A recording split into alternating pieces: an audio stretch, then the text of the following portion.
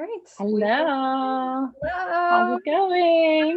Good. Happy birthday. Thank you so much. I have had a lot of cake and ice cream just now. So my mother-in-law made some like chocolate fudgy deliciousness, and it was just so good. But I feel like there's been a lot of birthdays between like yours and Lucas, which we celebrated a couple times, and it's just been a lot of cake. There's a lot of birthdays around this time of year. I guess people were busy back in January. I guess so, you know. Yeah. Typical winter months, right? Yeah, exactly. Got to keep warm. Right. Oh gosh. So speaking of, like, as I've been shoveling cake in my face, I love this topic about calories because I don't know, I've been getting a lot of questions about this because our approach is not that people count calories, even though you and I have both done it a lot of times in our lives. Yeah. We kind of have ditched that approach as a long-term strategy. And so, yeah, we were excited to talk about this because I actually got a message yesterday where the woman was like, Michelle, I am so confused and frustrated, and I'm not sure what to do in terms of, do I count my exercise calories that like I can eat them back, or how do I do that? And it is kind of confusing. It seems like it would be quite straightforward, but it's actually not. No, it's not. And you hear so often that formula, calories in, calories out, and you get stuck in that pattern, that mindset of it's that simple. Yeah. And our bodies are very complex. So it really isn't just calories in, calories out. There's so many other factors that go into it. Right. And to be clear, like at the end of the day, it is about like, if you're eating more than you're burning, that is going to lead to weight gain or not. But it's not a simple process by which you can say, okay, you just count your calories and you're going to know exactly, you know, how much you're eating and how much you're burning. And so this is quite a long topic, and we are trying to keep these shorter. So we are going to break this into 4 different segments. And we wanted to talk just a little bit about some things that might sound a little boring, but are really important to know. And that is that our body burns calories in several different ways. And did you know that you're burning calories just when you're sleeping, when you're in bed doing nothing, when you're just lazing around, literally not moving or doing this, you know, you are actually burning calories.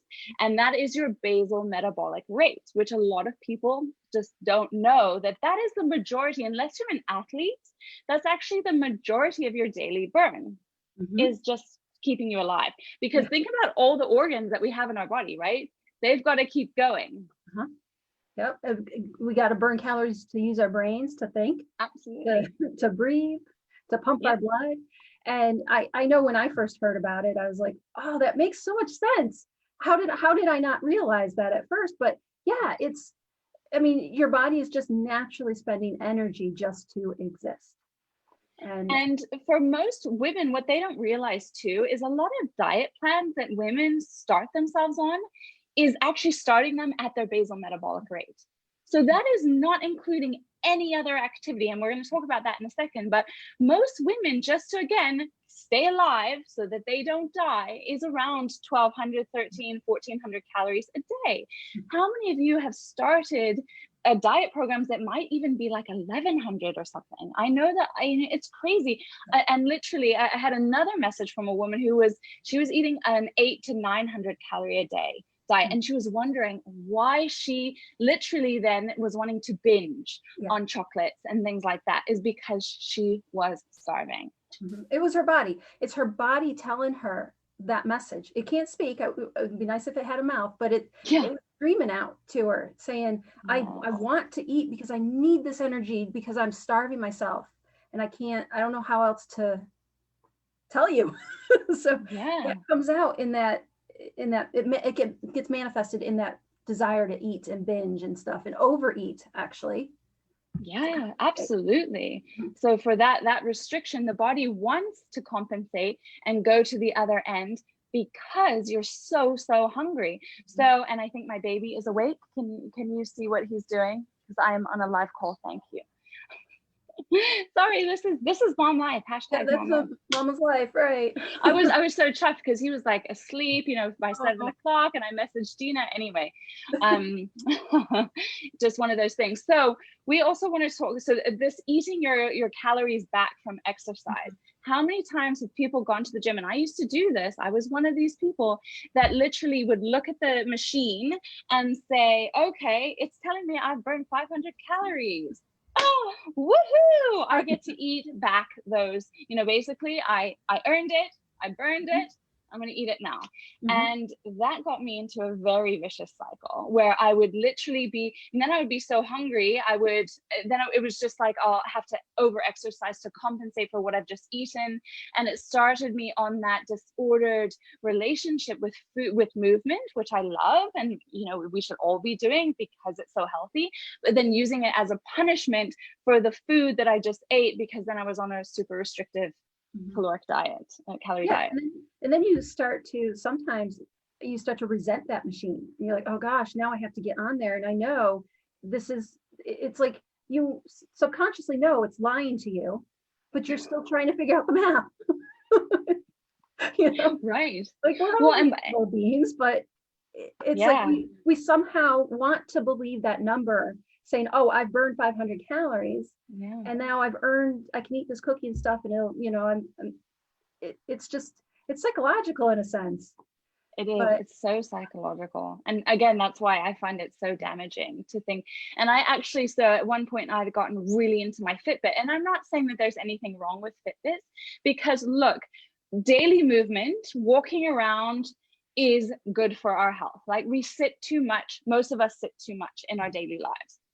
I was on the other end of the spectrum for a while, because guess what? I was training people in a gym. I wasn't doing the exercise with them a lot of the times. I was teaching some classes, but I wasn't usually physically doing the workouts with my clients. I would be watching their form, but I was on my feet the whole time. I was picking up weights. I was walking my dogs in between, sometimes going for a jog. My Fitbit actually got me up. On a lot of the days, I was over 25,000 steps in a day. Oh. And Dina, you would think I would have been losing weight at that amount, because guess what? My Fitbit told me I was burning in calories over 3,000. Oh, really? And let me just tell you, if I started eating 3,000 calories a day, I would have been putting on massive weight. I wasn't putting on weight, but I wasn't losing weight either. So this is the other thing that people don't realize, is that yes, when you first start out with a new activity, it's a new stimulus to your body. So you are going to be burning more calories initially for that exercise. And what is the goal with fitness? The goal with fitness is to get fitter so that the activity is easier, right? What does that mean? What does getting fitter mean? It means you're adapting to a stimulus. That means you're going to burn less energy when you do it, because otherwise you would starve, right? If you continue to burn calories at that rate, you would starve. Look at Michael Phelps, the amount that he has to swim to be, the competitive athlete he is. Right. He couldn't continue to swim that amount. He would have wasted away. I mean, granted, he eats a ton too, but he would have literally wasted away. So that's the other thing that people don't realize. And I always have to remind my clients, you're getting fitter now. You're going to be burning far less in our session than you did when we first started. Not only that, if you're getting smaller, a smaller body means less energy that you are burning, because it's kind of like a car, a little sporty, what's a car that's like a tiny little car? That a Beetle is gonna burn way less than a huge truck, right? In fuel. So it's kind of a similar analogy, and that's what people don't realize too. So as we get smaller, our daily burn is going to go down. Have you found that in your life too? Yeah. It's like it becomes, and that's where we kind of hit those plateaus, right? So exactly. You get to that point where your body has adapted, and because our bodies are very efficient, they are very efficient at overcoming a lot of these hurdles. So the body adapts, even though you might not feel it. The body has its own intuition, and it figures all this out. And then you just kind of hit this wall almost, where you just can't burn more unless you up your game even more. But you don't know exactly when those happen, when those milestones happen, because of the equipment and stuff that you use. I used a Fitbit for a long time. I loved it because it gave me motivation, but I know that I can't rely on its numbers that it pumps out, and I often feel lost. on when I Yeah. try to analyze that. Yeah. So it's And really I've hard. had other clients do really weird things with it too, where they would be at like, say, 999 steps. And then they were like, oh, I've got to make it 1,000. So then they'd be like walking around in their room. And then they'd be like, okay, I hit 1,000. Now I've got to go to 1,100. And then it'll keep going up and up and up. And then that's also not healthy. So while I like it for increasing general movement and stuff like that, I don't like it if it becomes, you use it as a tool. That's all, if you use it at all. And yeah, it can get crazy. I've seen some crazy things with it, and that's when you have to be like, actually, let's just take a break from this little Fitbit and you know, look at other things so you can tune more into your body. Well, yeah, and the other, oh, I'm sorry. yeah, no, go for it. I also find that it can, if you don't hit those milestones, it can be a little bit discouraging then too. And then you get frustrated with yourself, and you get stuck because of that reason too. And absolutely.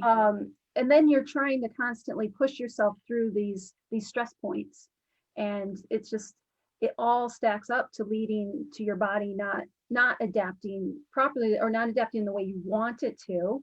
It's adapting too much. Yeah, exactly. Exactly. So, which is why it gets harder and harder. Yes, absolutely. It is so true. And the other thing that it doesn't measure is something called NEAT, which is non-activity thermogenesis, non-exercise. Yeah, so it's not exercise thermogenesis. So you're not actually exercising, but you're moving, you're fidgeting, you're like, you know, those people that are just naturally very lean, they tend to move a lot, just like they're not sitting still. We all know those people, right? They do not sit and watch a movie. They're always up doing something. Those people, that fidgeting, that moving around, burns actually a lot of calories that you don't necessarily think about. So it's those types. I've got an uncle like that. He's just always like working on his car when he's home. He's out in the garage. He's never just sitting inside. And then when he does come inside, he eats and goes to sleep, and that's it. Like, he's done. You know, so those are ways that the body burns calories that we don't think about. So chasing after your kids and cooking and cleaning and all those little things that are not exercise related. And then also the foods that we eat. So just digesting our foods actually takes energy. And this is one reason why processed food is it's metabolized a lot quicker in our body. So whole foods take more energy to digest, and therefore you're going to be burning more calories by eating those foods. Not to mention the hormonal effect that whole foods have, how satiating they are, how they stabilize blood sugar. So while calories are a part of the equation, is also how does it affect our hormones in the long term that is going to affect our fat loss. Yeah, that's so interesting, because what you're talking about is how the food works inside your body. And again, it goes back to the adaptive mindset, or the adaptive process. So you're entering the food into your body, and your body's reacting, and it ends up balancing the hormones so that it becomes more efficient at burning the food and the calories as well. So it's exactly absolutely. And they've actually done studies on, so dieters, people who've been in caloric restriction for a long time, their gut bacteria, their gut flora actually changes too. So then it becomes more efficient at extracting nutrients from the food because it wants to keep you alive.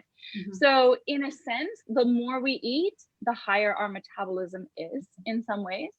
So it's kind of funny how that works. When I first started my little weight loss journey, I remember that first month, I ate so much food. I was complaining about how full I was.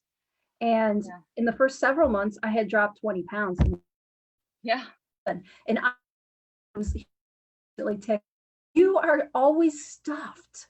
How are you losing weight?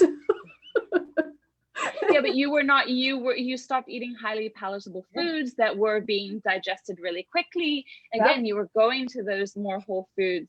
So again, it becomes such a crazy thing when you think about all these different factors. It is no wonder people are so overwhelmed and confused. Absolutely. Yeah, because then it no longer becomes that factor, that formula. Now you have to sit there and think about, okay, well, what do I do in a day? I woke up. So first of all, I was burning calories while I slept, but then I'm waking up, and how much activity am I doing throughout the day? How much am I sitting down? And then what am I eating it's because it's not just quantity. It's not just like, oh, I'm going to measure the calories and that goes in. You got to think about what you're eating, the type of food, and it all goes in it. We're not saying that you have to change the diet if you cannot do a purely whole foods diet. That's not what we're saying. We don't just eat a whole food. No. Because I went the other way. I went so strict down that road of eating only whole foods that I had my hormones really tanked. My thyroid was really low. I wasn't actually getting it was still because it was so nutrient dense and so filling. I wasn't getting enough calories either because I wasn't eating. I cut out. I was actually on a strict sort of paleo diet that was low carb, and that for me didn't work. And some people can do well on low carb. And I'm not saying that lower carb isn't good. Most people eat too many processed carbs, right? So there's a balance though, and for me and for a lot of people, if you've been dieting for a long time, you might have to add in a few of those things just to get to a more like balanced metabolism. It's so individual, you guys, and this is why we are trying to come on here and just share a lot of truth about this, so that you know that you're not alone and it's not that you're broken. There's just a lot to consider, and that's what we do in our coaching program. Absolutely. I love the one thing that we talk a lot about is that be your own detective. And this is one of my favorite parts, because me too. As your body changes, you constantly have to analyze what you're doing and this isn't a crunching numbers kind of thing. It's not write down your calories. This is just thinking about how your body's reacting to a lot of this stuff. And use your intuition, use your body's intuition, use what your brain. We are all very smart women, but if don't rely on that formula, rely on your own head. You can trust yourself in this aspect. You can trust yourself. You can trust yourself. And that's what we do, is like teaching women how to rebuild that trust. And again, this is a really big topic, and there's so much more we're going to cover. I love talking about this stuff. I love like breaking all these myths, but we are trying to keep it short. So next week, tune into the second version of this. I'm talking more about calories, and please let us know. Like, again, we're going to be trying to, we do try to incorporate a lot of people's questions. Most people go back in the replay and watch this. So, I'm not sure if anyone's live. I think there's just maybe one. Yeah, I don't know if anyone has any questions. It doesn't seem like it, but we will, pop us a DM and we will try to answer that. And that's what we're here for. We love this. All right. Well, thank you so much, everyone. Thank you so much. Yes. Thanks, Dina. And thank you for, we didn't get to celebrate in person this time, but we'll see each other soon. That's okay. Yes. I hope you enjoy the rest of your evening. All right. Thank you. You too. Bye. Everyone.